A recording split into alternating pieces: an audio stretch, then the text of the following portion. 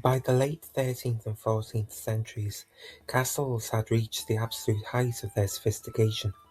They were no longer crude stone towers dominating the landscape, but carefully engineered systems of defence, layered, calculated, and lethal. Concentric rings of walls forced attackers to fight uphill again and again. Gatehouses became fortified killing machines stacked with portcullises, murder holes, and drawbridges designed to trap enemies in confined spaces. Towers were angled and rounded to deflect missiles, while deep moats and carefully cleared killing grounds stripped attackers of cover and momentum.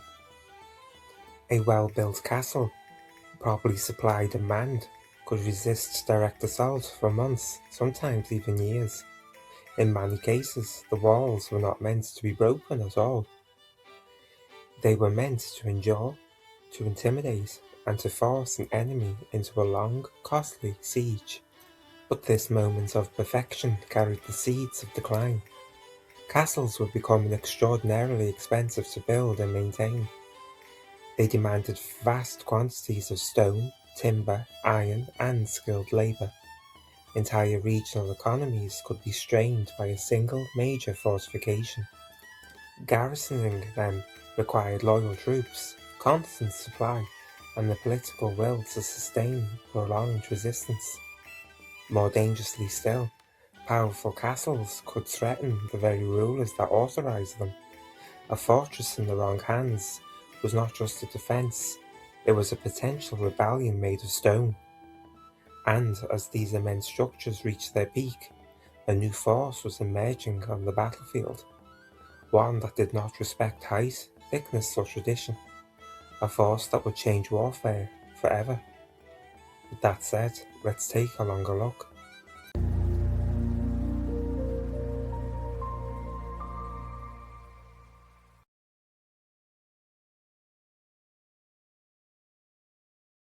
By the late 13th and early 14th centuries, castles had reached the height of their sophistication.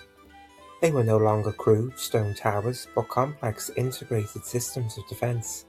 Concentric walls designed to exhaust attackers layer by layer, gatehouses engineered as lethal traps, angled and rounded towers to deflect missiles, deep moats, and killing grounds that stripped attackers of cover. A well-built castle, properly supplied, could resist assault for months, but this moment of perfection contained the very seeds of their decline. Castles were becoming extraordinarily expensive to build and maintain. Labour was intensive, requiring constant repair and skilled garrisons, and they were becoming politically dangerous. As powerful fortresses, they could threaten the very rulers who authorized them. And as castles reached their peak, a new force was emerging. Gunpowder did not instantly destroy castles, but it changed the rules of warfare. Early cannons were crude, slow to reload, and widely inaccurate. And yet, by the 14th century, bombards were hurling massive stone and iron shot with terrifying force. Walls that had resisted arrows, rams, and siege engines for centuries began to crack, splinter, and collapse. Castle designers were quick to adapt. Walls were thickened and packed with earth. Bases were reinforced to absorb impact. Towers were lowered and broadened. Angled surfaces were introduced to deflect shot. But it was a losing arms race, and every improvement came at a cost. A castle strong enough to resist an artillery became vastly more expensive to build, garrison, and maintain. And even then, the balance was shifting. Artillery was improving faster than stone. And while castles may not have disappeared, they did evolve. In Italy, and later much across Europe, a new form of fortification emerged, the tres italienne, or star fort.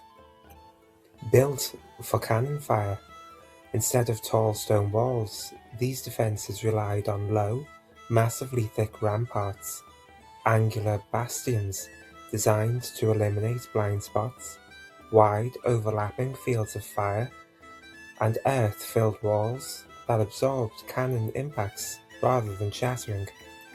These were no longer castles in the medieval sense. They were purpose-built military installations, not homes, not courts, not really symbols of feudal lordship. And crucially, they demanded something new: professional standing armies, centralized authority, and sustained state funding. Castles were tools of feudalism. They allowed local lords to dominate the land, control populations, and resist royal authority. But as monarchies grew stronger, castles became liabilities. Kings no longer wanted semi-independent fortresses scattered across their realms. They wanted something far more reliable: standing armies, loyal to the crown, national systems of taxation, and a centralized authority enforced by law. Across Europe, many castles were deliberately slighted or partially destroyed to make them militarily useless. Others were simply abandoned, allowed to decay as power moved elsewhere. Authority was no longer rooted in stone walls and battlements, but in administration, finance, and the machinery of state.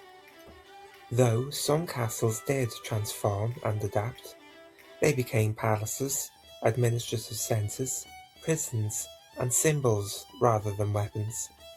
Defences were softened, windows grew larger, comfort replaced kill zones. What mattered now was legitimacy, not siege resistance. Castles endured not as weapons but as landmarks. They became centres of memory, identity, and history. Ruins, towns, and roads grew around them, long after their military purpose had faded. Castles were not failures. They worked brilliantly for centuries, shaping warfare, politics, and daily life across medieval Europe. But the world eventually outgrew them. And as their role faded, their influence did not. Around these walls grew towns, markets, roads, and systems of control that outlived the castles themselves. In understanding how castles declined, we also begin to understand how medieval society transformed, from feudal strongholds to connected regions, governed not just by stone, but by people, trade, and power. If you've enjoyed this episode, don't forget to let me know in the comments below. It generally does help this new channel grow.